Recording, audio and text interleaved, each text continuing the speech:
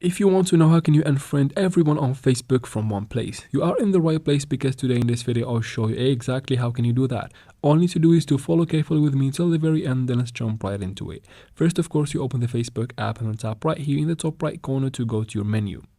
From your menu, tap on settings by tapping right here on this gear icon in the top right corner to go to your settings.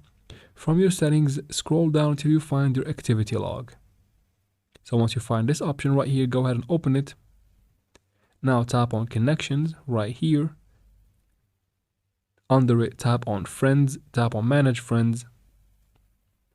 And then from here, you can tap on filters in the top left corner. So tap on filters and then tap on categories. And then from here, tap on your friends.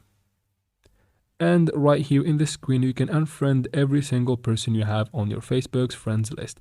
Just like that, as easy as you can see. And that is it for this video, guys. If it was helpful, please like and comment down below. And don't forget to subscribe for future videos like this one. And thank you for watching.